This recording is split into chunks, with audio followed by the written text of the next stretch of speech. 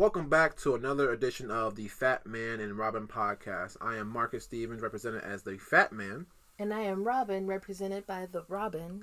We had so much fun talking about Bond last week. We're going to do it all again this week.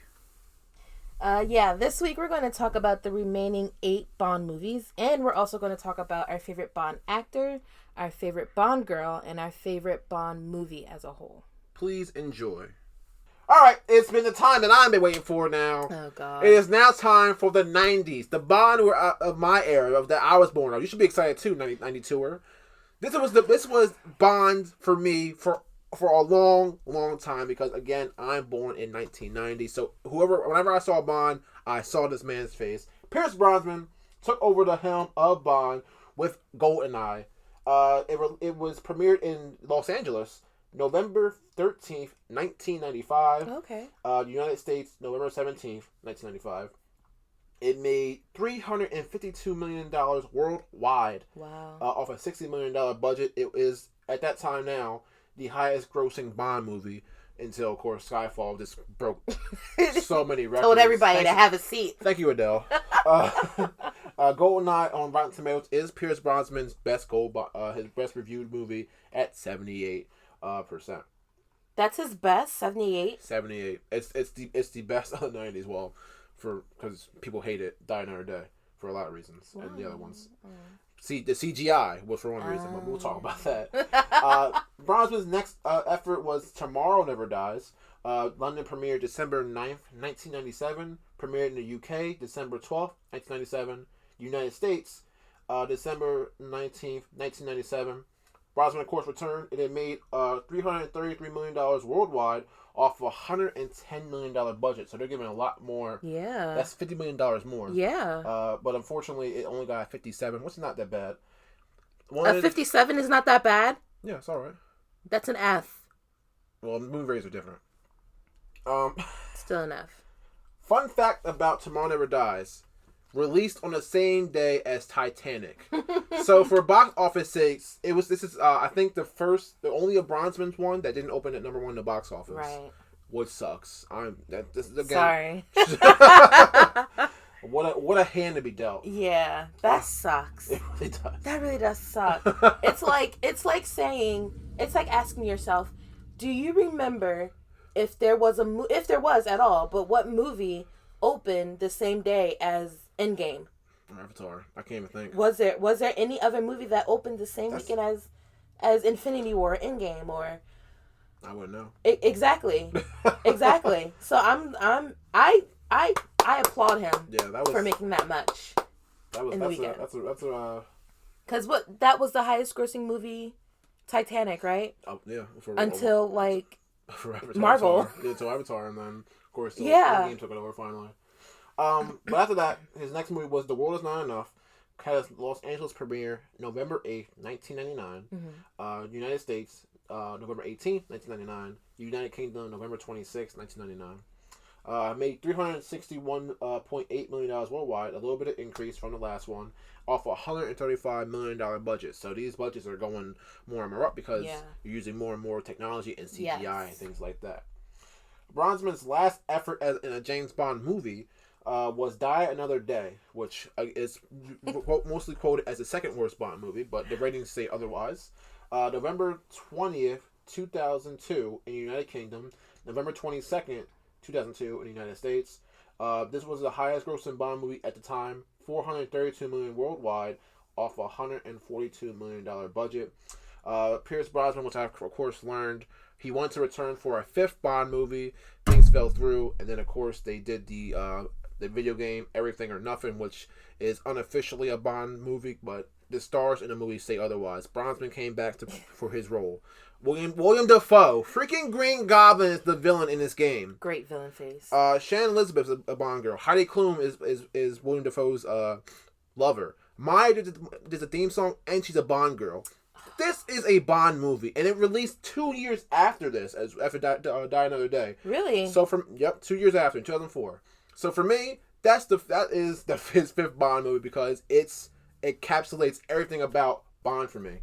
So I would love to hear that song by Maya. I'll play it for you after this. Yeah, can you find it for me? I will. So obviously, I'm very biased about these movies, and I was so looking forward to. I agreed to watch Bond because of Pierce Brosnan, and I knew eventually we'll get there. Slow and steady. Waiting for. I said, what movie we on? The 8th movie?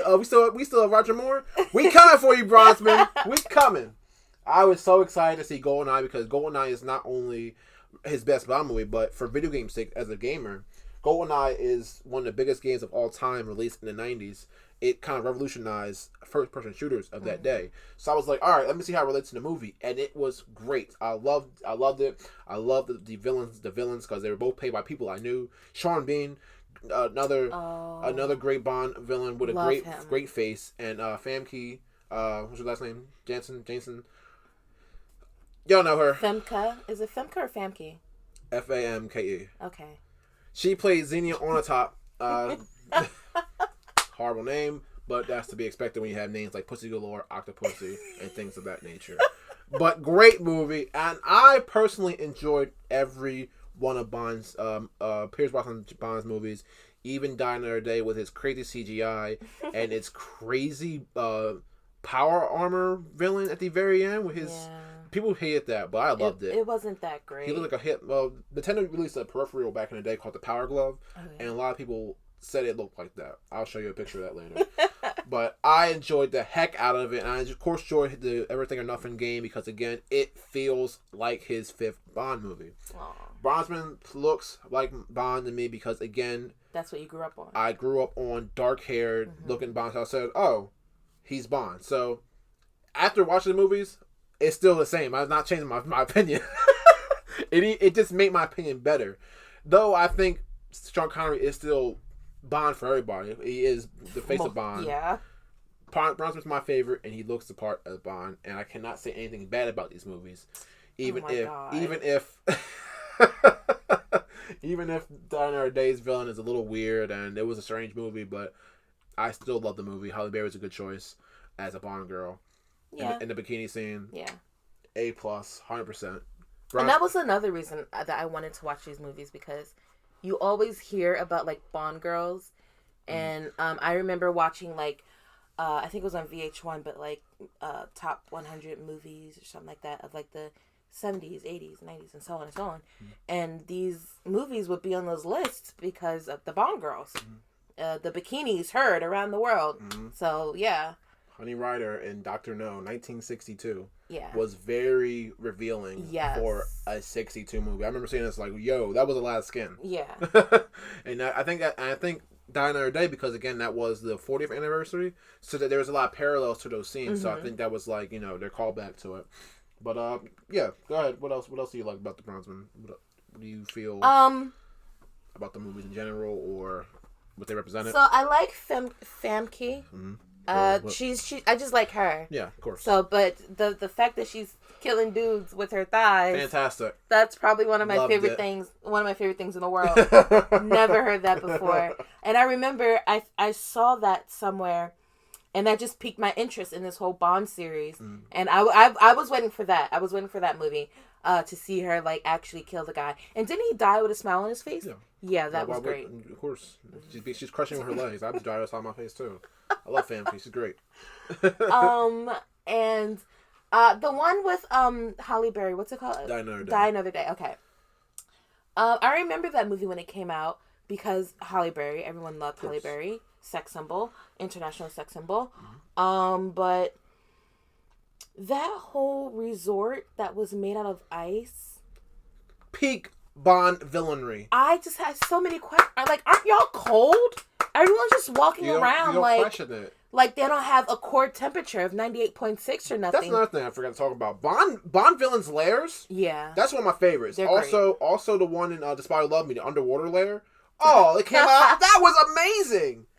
Layers are very important. I liked to backtrack a little bit. What was it? Dr. No, where they're like, oh, there's a dragon on that island. It was just a tank. Great. That was great. Good stuff. That was really entertaining for me. Bond villainry, like you had to have a lair. You had to have a great lair. Yeah, that's definitely a must. And you don't really see a lot of great layers anymore until probably. Was it Skyfall, where it wasn't a layer, it was a villain island, I guess. Great, it's great. Yeah, awesome. That was great. Skyfall's great. I haven't mentioned it at all during the podcast, but James Bond usually gets knocked out in movies. Oh my god. It's a very important trope for me, and that trope was, of course, finally broken during the Brosnan. The worst thing that Brosnan did. I don't know why he didn't agree to get knocked out more. But if you look at every Bond movie up until this point, he got knocked out because it made sense, because the villain has to knock you out and to reveal his plan to you in his evil lair, because that was the blueprint for Bond movies. And it's good to know that that's where that came from. Like, people make fun of that now. Oh, you're going to tell me your evil plan? Yep. They got it from the Bond movies, because Bond was the villains. Yeah. They knock him out, they chain him up, and then they tell him their plan, and then he figures out a way to get out of it. And that just reminds me of Goldfinger. Like, what did he say? Something, you expect me to do something? No, I expect you to die. Yep. With a great one of the most parodied scenes with the laser coming up so slowly. Yeah. If you want to kill somebody, why would you put it on so slow? Like, it made no sense to me. But yes, of course. So it stopped at Tomorrow Never Dies.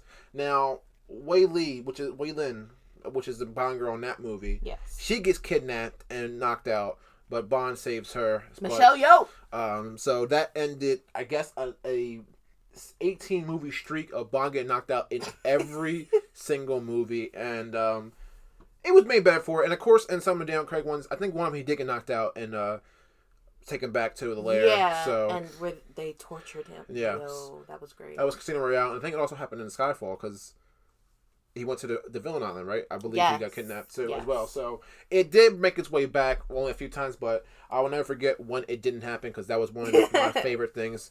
Seeing that every time Q gave him new gadgets and things like that was one of my favorite. And villain reveals. Those are always my favorite things about the movies. So I gotta say though, the way that I didn't like it, because just the way that they did it, it's like, I'm not proficient in any kind of martial arts at all. Okay. But even I know that if your hand is that flimsy, like, when they go to hit him in the back of the neck to knock him out, it's the most flimsiest thing I've ever seen. That was one of the ones where I was just like, no. Like, stop it. I would say it always got to pop out of me anytime I saw a Bond get hit. It's fun, and that's why it was funny. It's like a child thinking that they can punch you in the face, and you actually, like, react. It's like...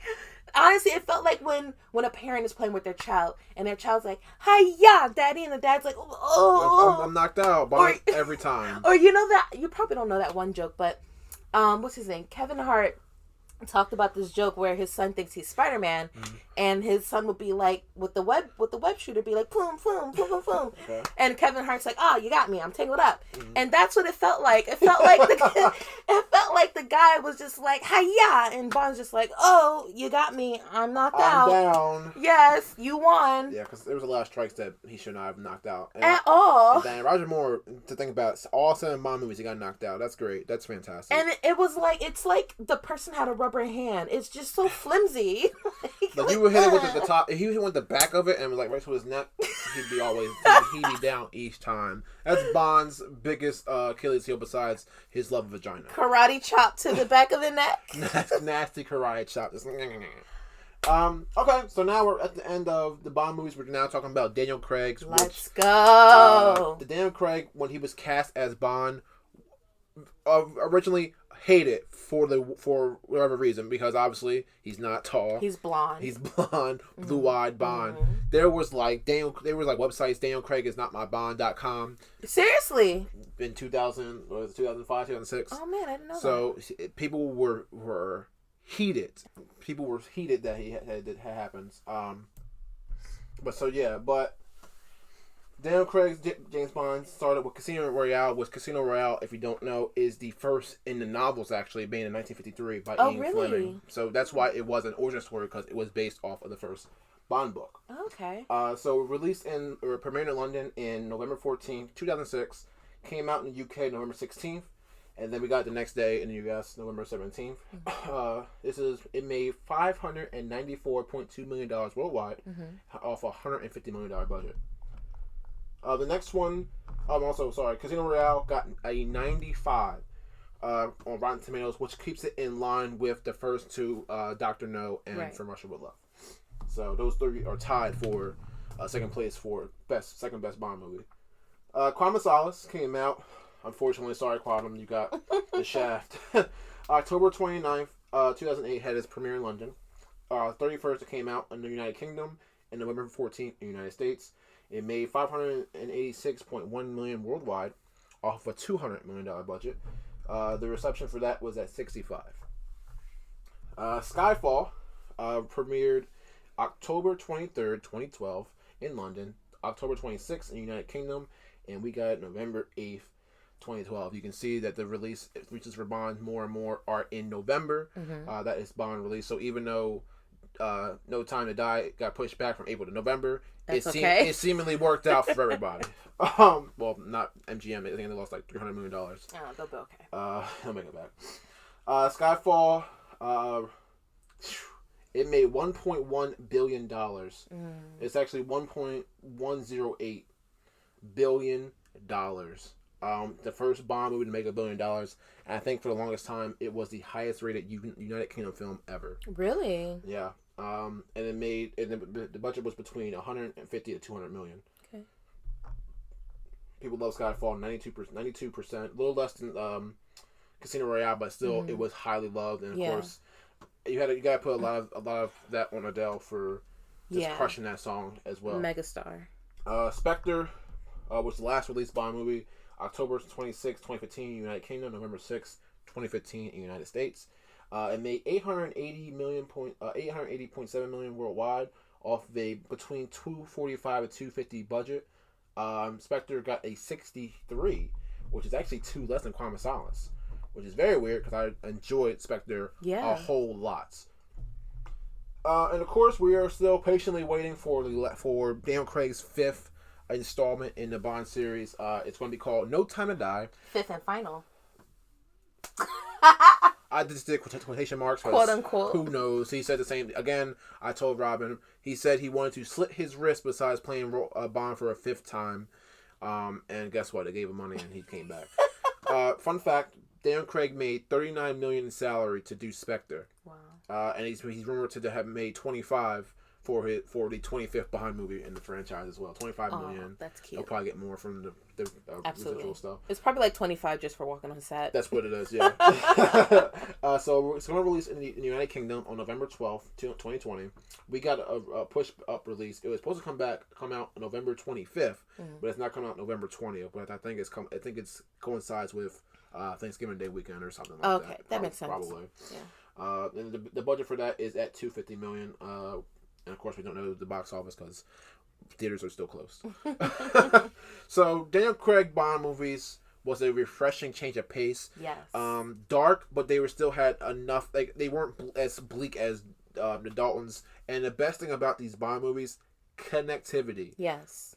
If you didn't see Quantum Solace, if you didn't see Casino Royale, you might be lost in Quantum Solace. Yes. And then Spectre puts them all together, like Blowfield comes out, and it's like, oh yeah, you remember those other villains that you just dealt with? Yeah, they were with me. I said them. So it's like, whoa, this is great, and they're actually the same people. It was fantastic. Daniel Craig, these Bond movies are all, in my opinion, fantastic. They're all A's. Yes. Again, Quantum Solace, it's not its fault that one, it's the shortest Bond movie in history. Yeah. And 2, that it came out after such a fantastic Casino Royale. Yeah. It's really not its fault.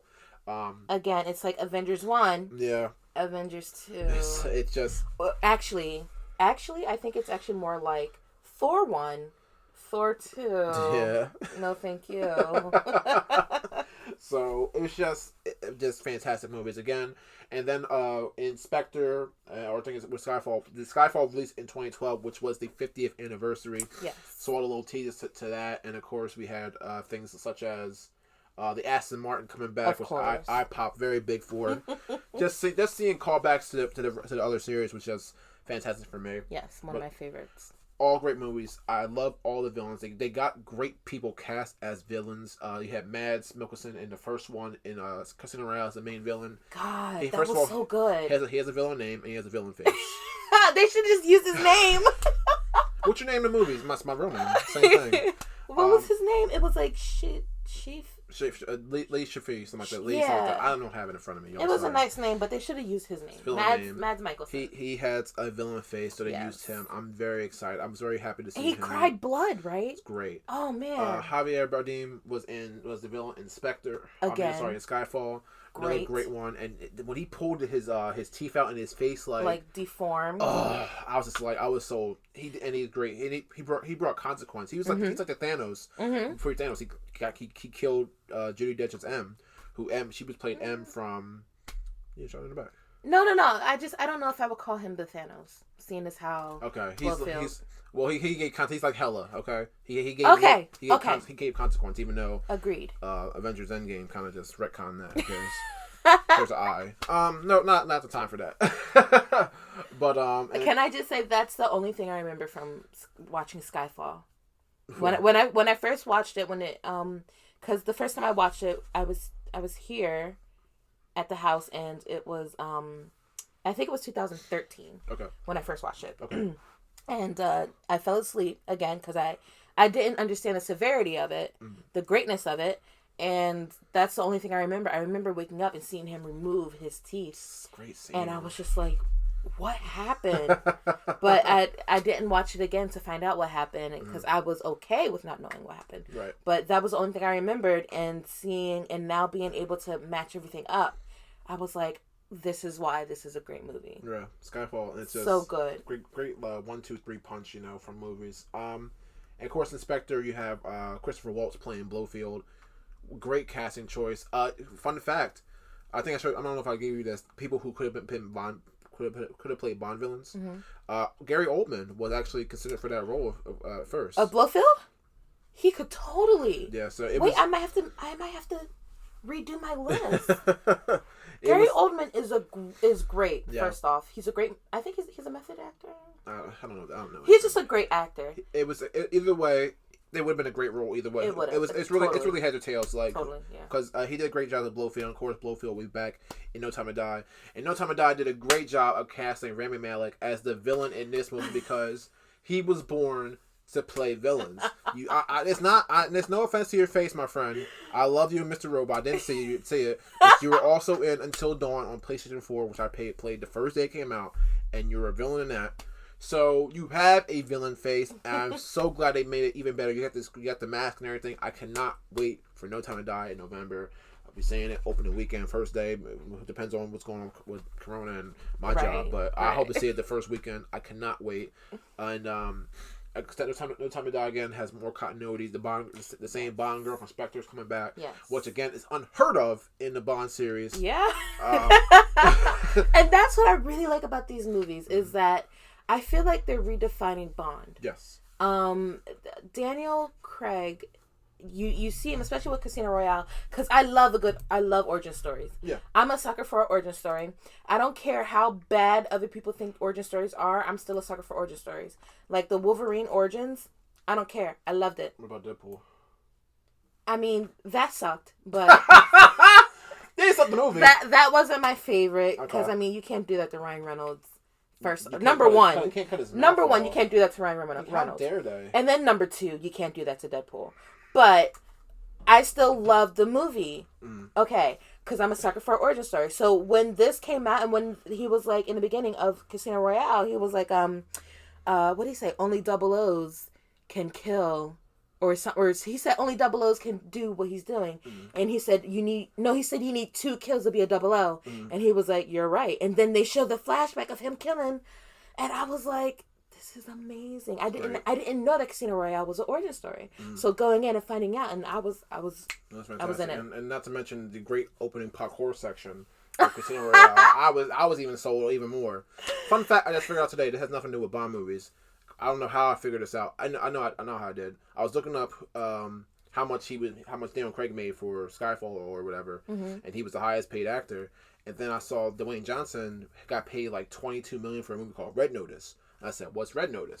That's coming out on Netflix this year. Listen to this cast. You got Dwayne Johnson, Gal Gadot, and Ryan Reynolds are the 3 stars. Really? It's about Interpol agents or something like that. So it fits right in line with like what we're watching already. Yeah. Supposed to be out June 12th. Comes out November now. I don't know. In the movies? Netflix. Okay. Maybe Netflix money. That's why I said $22 million Netflix gave him. Well, he is Dwayne The Rock. And Gal Gadot and Ryan Reynolds. It's a great. That's a great trio. I would love. It's Black Adam, Wonder Woman, and Green Deadpool. Lantern. No, Green Lantern. Stop.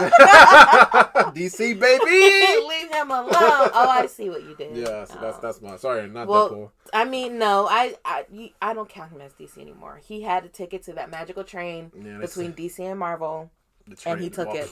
It was kind of like a silver train because it was like Fox Marvel, not Disney Marvel. Still. Who knows? His future's up in the air. But overall, so Daniel Craig Bond's just definitely like... Definitely the best favorite. Bond. Definitely the best movies for me. And I this is the one thing that kills me about people. People say that Goldfinger's the best and Dr. And I'm not saying that they're not good. They're great. But just because... those are the first ones, and just because you may like Sean Connery, I love Sean Connery. I'm a huge Sean Connery fan. Sean Connery did something today, I'm on it. Like people, like you know how people are on top of Beyonce, like white on rice. I'm on top of Sean Connery like that. I love Sean Connery. I love his movies. Period. So, but he's not the best Bond anymore, and that's to be expected because of life, how life works. Yeah. So when people are like, oh, Goldfinger is the #1 Bond movie. No, it's not. Stop lying. Take away the tradition of Bond, and you will see that Daniel Craig's movies are the best Bond movies ever. Yeah. Period. I put Casino Royale up against Goldfinger any day of the week. Any day. Just for me personally, just the greatest. And the thing about Casino Royale as well, it did away with a lot of Bond tropes. It did. There's no Q. There's no gadgets or anything like that, like real, like big gadgets like that. Right. No reveal. You know, like how I said, Bomb would go to M, go to Q, and you would start the whole movie. It's nothing like that. Nope. It's like action sequence, parkour, casino. Let's do it. So Casino Royale is really, really bold. But when they tortured him, that's a great torture. That's a great torture. That's a great torture. Horrible.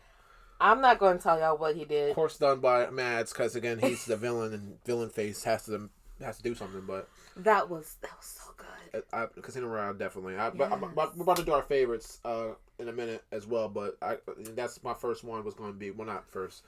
But final thoughts on the whole Bond series as a whole, just great. Again, it just got better with time, you know. And it's crazy that it will be 60 in 2022. I don't know if they're doing anything special to commemorate, because again, this is the 25th movie as well. You know what they might do? Whoever is going to be the next Bond, like the next Bond movie, might come out that year. It's going to be hard to come out in 2 years. It's okay. It was okay in the 70s and 80s, but yeah, I just thought about that. Quantum of Solace came out in 2006. I'm sorry, Casino Royale came out in 2006. Quantum of Solace 2008. Skyfall 12. Spectre 15. They could do it. That's 2 years, unless they're working on it now. But nobody's working on anything. You don't know that. We'll see. But alright, so now it is time we talked about all of the Bonds. Now it's time to talk about our favorite things in these Bonds. Let's go. So let's go first. Who is, we already touched on it a little bit, but who is your favorite Bond? Say it on 3. 1, 2, 3, Craig. I missed it. Pierce Brosnan, Robyn. What are you talking about? Who's your least favorite? Moore. How dare you? Yeah, sorry. Timothy Dalton, 100%. How dare you? Looked the part, didn't play the part. He did look the part. I can't forgive 11 Daylights over License to Kill. Oh my god. Sorry. At least Roger Moore he may have had the bad one, Octopus, or not a bad one, like that wasn't as well received. But Spy Who Loved Me and Moonraker, back-to-back combo. I know you don't like Moonraker, but like it's a great movie. I just don't like movies that are like, oh, well, Star Wars, science fiction. Pandering. You know what pandering. So we got to do that too. Shut up. Sit down. No. But even before we started this, I was like, oh, Bronson's my favorite Bond. It's like, Robyn was like, you never even seen him. Don't care. I played the Bond games. Bond is Bond. But again, it was like, he was my favorite. Like, just because he was Bond. I wake up, I'm like, oh, that's Bond? Okay. Okay, let's do it. That's just because you were predisposed to that growing up. Again, that's my archetype. And then I read more into it, and it's like, oh, this is what they kind of wanted for Bond anyway. So how would you feel if they chose, like, if that's what Bond looks like to you, how would you feel if they did Idris Elba? I'm okay with it. But that's why I was okay with Craig as well. Because even he was, again, yeah, furthest thing away from Brosnan. Yeah. But you still got to give him a chance because you want to see the movies. I gave every Bond, the first movie, I gave him a chance. I gave Sean Connery, Dr. No a chance. Lansby gave him a chance. Moore, I gave him plenty of chances. Timmy Dalton, I gave him a chance and he failed. Stop. So, yeah, I love him. I love Fun him. fact, I just got done watching, I think it was Mojo on YouTube who said their number one pick is Idris Elba to play Bond, the next Bond. It's gonna be tough. We'll talk about that too. Okay. But I can't discredit Daniel Craig's performance as Bond. So good. Just a gritty Bond. He looked the part, but he was a perfect mix of dangerous and humorous. He still had his jokes. Like Timothy Dalton really didn't have any jokes in his 2 Bond movies. I'm okay with that. But I need a little bit of humor, just a little bit. He had a little teeny. And I think Judi Dench's M helped as well. Yes. They put off each other like a mother and son kind of dynamic a little bit, and I really appreciated that as more. Yeah, his gritty reimagining of Bond is up there with me as well. And again, Timothy Dalton, my least favorite. I understand. Just I'm more cool for being dark, but you were dark and boring. Like Daniel Craig was dark, but it's like, oh, this is the reasons why. Oh, your girl just died in the first movie. It's just like, oh, maybe that's why you're how you are. So I appreciate that a lot. So even after all the Daniel Craigs, Pierce Brosnan is still. So it's a nostalgia thing. I was about to say. I can 100% tell you it's a nostalgia thing. You're the ones I'm talking about. But Take out the tradition, you will see Daniel Craig is the best Bond. I'm telling you. I didn't say this isn't best Bond. This is favorite Bond. Favorite Bond. Favorite Bond for me still is Pierce Brosnan. Best Bond? I don't know. Sean Connery's for me still has that role, but Daniel Craig, I don't know. It's like, oh my god, it's like Rock versus Hogan for me. It's like Hogan is the person you built upon, and then Rock's the guy who kind of took the or even Hogan and Cena took the reins and kept going with it. I'm a wrestling fan too, but it's just like that's how I feel. I mean, for whatever, I don't care how long as I live. Brosnan is my Bond for me, based on how I grew up. Okay, that's all. Right. My favorite. I still think it's between best. I still think it's between Connery and Craig. Better movies, Craig got it 100%. Yeah. If we're talking about tradition and stuff, of course, Goldfinger started it, but that's one of those things you can spend I could spend a whole hour talking about that alone, like who's better. So, all right. So I didn't know that we were doing a distinction. When you said favorite, I'm thinking of best. So the best Bond is Craig, hands down. Mm-hmm. My favorite, if I'm going up based off nostalgia, I'm still going to go with Sean Connery as well. Okay. That's fine. Okay. Love Sean Connery. Yeah, I was really convinced. He really sold me on the whole Bond series, so yeah. I gave him his credit. All right, now favorite Bond girl. Bond girl, so it could be good guy back or good girl bad girl. That list I showed you, it could be anything. Okay. Many of them are Bond girls. Huh? I said many of those, all the girls I sent. Yeah, there were so many. It's too many, but I'll go first. Okay. But I hate to go back to the 90s again because it's like a recurring thing. But there were some great Bond girls in those movies. Yeah. Xenia on Top and GoldenEye. Yes. You had Wyland in Tomorrow Never Dies. Electra King in The World Is Not Enough. She killed her father. She was a villain, but she was still a Bond girl. Yeah, she was, because she slept with him. You know, I'm also a fan of Pussy Galore and Goldfinger because she was like this hard kind of woman in that movie. And Mayday and If You Kill again for Grace Jones, and that was just for that time was pretty awesome. But I had to go with Wyland from GoldenEye because she held her own against Bond a lot of the movie. And, like, compared to, like, how the Bond girls were portrayed for the past 30 years or so, I felt that was... I'm a man, but I felt that was more, like, a lot empowering to a lot of women. It was. She wasn't, like, a damsel in distress. Yeah, Bond saved her at the end. Right, but even still, she probably would have got on her own if she had the chance. If I had to put the worst Bond girl, I think we can both agree is Mary Goodnight. A Man with the Golden Gun. She was a ditz, and I really hated that they played it because she was blonde and everything. Yeah, like the dumb blonde. And then she was like, "Oh, I don't want to be with you, Don. Oh, I can't help myself." And it's just like, you changed in 10 minutes, woman. And she played no help to Bond, and when he none at the end when he's trying to do the ship or whatever. To the credit, I forget what happened exactly, but Bond already took care of it, and she said, "I took care of it." He said, "No, you idiot! I did already." I was like, "You have no reason to be here." Yeah, I feel like that was maybe some kind of nepotism in some way. Yeah. Like maybe she's somebody's daughter or niece or girlfriend. I don't know. I also felt it was very sexist as women. Like, they're incompetent as well. Like, yeah. A lot. So that's why even so I'm just like, I don't hate the actress, but I hate the fact that they had to play such a ditz. That was Man with the Golden Gun? Yeah. Yeah, that was really bad. I really hated it, but Robyn has the list up on her phone now. Yeah, so if you want my favorite Bond girl... Mm-hmm. Hold on, let me think about these Daniel Craig movies real quick. I'm not gonna lie. What? None of them are memorable to me except for Vesper, because she dies. Right. In Casino Royale. I don't care about this new one, because she's like super young to compare to him. Anna? No. The one in this one, that he killed her father, Inspector, and she's with him now, and they're together. Yeah. Oh, the blonde. Yeah.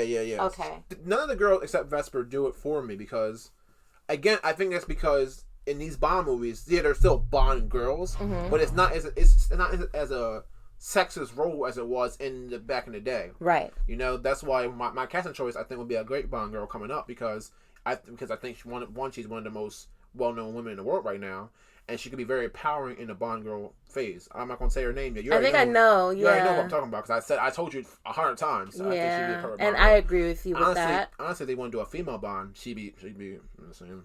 They could do it with her. Yeah. Ah. If they wanted to. You would get a lot of backlash from that, though. Don't care. I'll go see it. Okay. I would go see it as well. I'm totally down with that. I'd be 100% invested in that movie. Okay. So, all right. So, obviously, we can't talk on the movie to come because we have not seen it yet. But I just have a strange feeling that... Oh, crap. What's her name? No, not Anna. The black girl who's a 00. Oh, Lynch. My last name is Lynch. Okay. Lashana Lynch, yeah. I feel like she's going to be one of my favorites. Yeah. She's already a badass. I love her. You know, she was in something else that I watched as well, but I love her. Mm-hmm. So, for my favorite, I do want to say Michelle Yeoh's character as well, but I can't get over Grace Jones. Yeah, I love Grace Jones. Mm-hmm. But Grace Jones was a bad guy, and she was a henchman. So I don't know if I want to put her as my favorite Bond girl ever. Okay. I would just like to say that, oh God, I don't know her name, but you know who I'm talking about. The woman in the first Dr. No, and she came back in To Russia with Love. So she was in the beginning. She's on the list, isn't she? She is. It's her. You can't. It's a little blurry. Yeah. Yeah. So, and the only reason why I'm talking about her right now is because of her eyebrow. Like, oh my God. What was that? That's gonna be the next thing for. What was that? Like, if you don't want to watch those movies, like the Sean Connery movies, because they're so old or whatever, all you have to do is watch the first 20 minutes of Dr. No, or even like the first 5 minutes of To Russia with Love, because she came back. Just to sleep. She came back just to sleep with him and then leave and never be heard from again. But it's this weird thing with her eyebrow. Like, she's doing the rock eyebrow the whole time, and you know it's not on purpose. So I feel like... Are you saying the rock got it from Dr. No? Maybe. Or I'm saying maybe she was like the ground zero for botched Botox. But it was like, I'm like, girl, are you surprised? Are you okay? What's with that one eyebrow? Do you need help? I don't know what it was, and I would hate for it to be a physical deformity, but I don't think it was. I think like maybe it was something else. So I don't know, but it like the way her eyebrow was, because her eyebrow was so raised, it just made the other eye look like a lazy eye a little bit, just a little bit. But I don't know. So I don't even know her name, but she was the first woman. She's literally the first Bond girl in all of these movies. So yeah. But again, I think we can both agree that Mary Goodnight is the worst Bond girl. Okay. Agreed. Okay, no problem. Good. All right. So next will be, now we talked about favorite Bonds, but let's talk about favorite movies. What's your favorite? You have to pick one. What is your favorite? You know I'm not good at that. This is what you gotta do. I can't. One, like, okay, Pick one movie for what? Just the best. That's your favorite. Like I could. Again, this is all your opinion. So what is your favorite? What is your favorite? No, I understand that. I'm gonna give you my opinion. I don't care what critics say. You gonna get my opinion. You can do three. How about do three? Three, like my top three. You're struggling, yeah. So yeah, three. I wrote down all right. As well. Okay. Number 3 would have to be Dr. No. Okay. I really like that movie. It's watching that movie. I was totally invested after watching that movie. Okay. I don't care that there weren't any Bond tropes or stigmas in there. I don't care. I loved it. So that was number 3 for me. Number 2 would probably have to be Skyfall. Okay. The killing of Judi Dench really. We need to put a spoiler alert. It's 5 years old. But yeah, Skyfall's gonna have to be number 2 because when they killed her, it really showed like their connection. Mm-hmm. And you even in the next movie, was it Spectre? You still see their connection. Yeah. After that, so I really he's doing everything. He's doing everything. Yeah. Spectre is because of Judi Dench, or M's Judi Dench. So that was really good. That was really great for me. I love a connection, and because the Daniel Craig movies are like a precursor to all of the movies anyway, it's got to be number 2. Gotcha. And then number 1, it's got to be Spectre. Great cast. Freaking Christoph Waltz as the bad guy. I love Christoph Waltz, by the way. Ever since Inglourious Bastards, like that was a great movie. He did great in that, and I love that he just speaks all these languages. By the way, I love Christoph Waltz, but him as the villain, and to just be like, everything that you've been fighting against is because of me. Like your purpose in life, the heartache of M dying, that was all me. You thought they were the bad guys? No, I'm the ultimate bad. He is definitely the Thanos, and I am here for all of it. I will take all that action. So that's definitely got to be number 1 for me, Spectre. Okay. Again, though, we haven't seen, what is it, No Time to Die? Yeah, we haven't seen that one, and I feel like that one, it may not be my number 1, but it's definitely going to be on my top 3. Well, if you're going by critic reaction, people really love Casino Royale. Comments was like, people really love Skyfall. Spectre was like, So people should really love No Time to Die. If going by metrics like that. I don't know why Spectre wasn't that, and I feel like, what was it really Adele that boosted Skyfall up so much? It's $300 million more. It made more. I have to believe that the song, the number 1 song on the charts. That song was everywhere, and you missed it. How did you miss that? Don't know. First time I ever heard it was I watched the movie. Really? 100%. That's crazy. It was everywhere, and I would think, because you were. Do they have music playing in your hotel back then? I never even heard. I might have heard it, but that when we played the movie, I was like, okay, I never heard. Like, it didn't even sound familiar. Like, not even a little bit. No receptors came on. It was like, oh, I've heard it before. But it's the same way that how "A View to a Kill," Duran Duran song, it boosted "A View to a Kill" from making it a trash Bond movie to a lot of people to at least a little sustainable. So wait, does that mean that Madonna doing the theme song lowered it? People didn't like Madonna's theme. That was bad. If you didn't like it either, it was not my favorite. I've heard the song before. It's not fit for a Bond movie. Yeah, not at all. I've heard the song before, and it wasn't a favorite of mine. It's just one of those songs. It's like a filler song you play in a dance club. That's the song you play when people need to go to the bathroom. You're right. Not for starting off the 19th Bond movie. No. For me, it's a tough choice to pick just like one Bond movie because I can at least find one thing except for Living Daylights that I like out of the movies. But if I'm going from 1, 2, and 3, Casino Royale, obviously number 1. On Her Majesty's Secret Service, such a great movie. Not only because of the ending, but the whole build up of the movie. Again, the cold open to the middle to the skiing parts to the ending. That's fantastic. And The Spy Who Loved Me because it is Roger Moore's best Bond movie, and of course introduced Jaws, who is your favorite. Again, we will talk about henchmen's best henchman they ever had in any Bond movie. Casino Royale is such a gritty and different take on it. It's filled with tense fight scenes. Again, it had that parkour scene. I'm a huge fan of just of obviously free running and things like that, based on gaming and things. But that was just amazing. My man was just doing everything. Craig was like, nope. Let me bust through the wall here.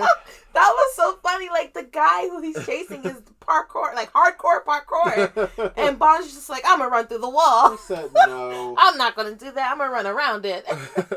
And again, it's a plot that sets the whole Daniel Craig movies on his course. At the end, it's like, all right, she's dead. Why I gotta find out who she's working for.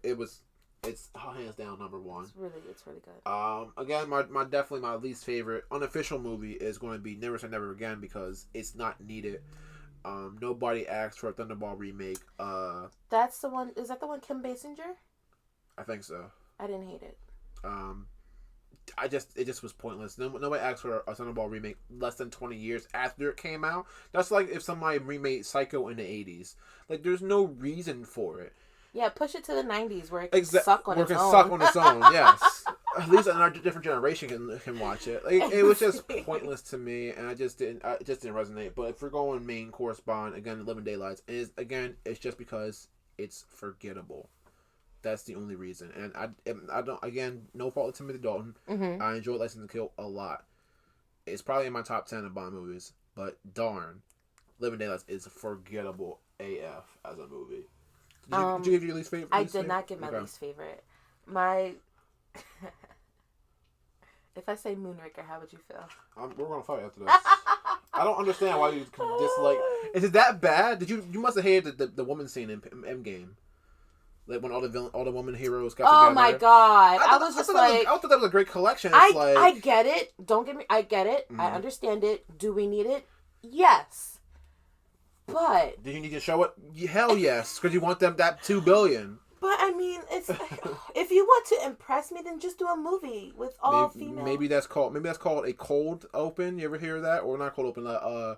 It's called where you're trying to like just give a little example of what it could be. In the Office, they try to do they were trying to do a spinoff of Dwight. Yeah. You ever said that episode? It was Dwight censored. Mm-hmm. It's like that. You test the waters, and then if it's like, oh, this is cool, we might do it. That's what they basically did. They did that in Supernatural as well. It didn't. It didn't. Well, for Endgame, we made 2.7. Well, yeah, but that's because of everything, not just because of the women. If you want to impress me, forget about what your fears about it not being received. Just do it. I'm the same. Just do it. That was one of the most talked about scenes from that movie. I'm sure it was. Because they were pandering. That's what they wanted. So Moonraker, your least favorite, because of the pandering. I don't like pandering. Solely based on the pandering, not because it's a great movie. Okay. I just want to get it out. It's pretty good. All right, it is good. I do like the idea of the guy trying to start a whole human race in space. I like that idea. Such a weird thing.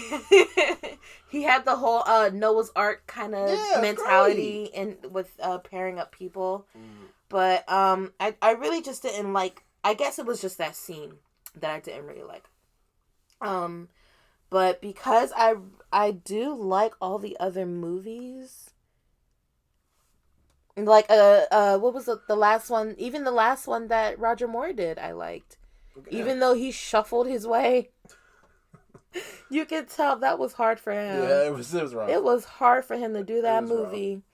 Rough. But that's gotta be it, because that's the only one that I know. Okay, the blaxploitation.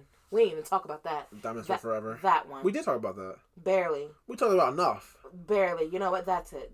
You can't exploit my people like that. I know that we were doing it to ourselves, but you can't do it. Which blaxploitation? Are you talking about the moment turning into the gorilla, or are you talking about when he was in Harlem? When he was in Harlem. Live and Let Die, then. Is the movie. Which is great. How can you hate that movie? Mr. Big. I didn't hate it. It's just not it's my least favorite. I love The Henchman. Okay. Petit, he was great. I again, that was one of those movies where I was just like, no, because they were like, oh, his hand got cut off and it was replaced with a robot. Then why is his one sleeve so much longer than the other? He just looks lopsided. There you go, Dick. I'm sorry. I notice things in movies. Moving on. But that had to be my least favorite. Okay. It's better than Moonraker then. All right. I'll take Live and Let Die. Moonraker was fine up until that point. And with that, we come to the conclusion of another thrilling episode of the Fatman and Robyn podcast. Please join us next week when we talk about our favorite Bond villain and henchman, our favorite title song, and our favorite Bond gadget, and our very own fantasy casting for our very own Bond movies. Thank you so much for joining us on the Fatman and Robyn podcast, and we'll see you again next week. Bye!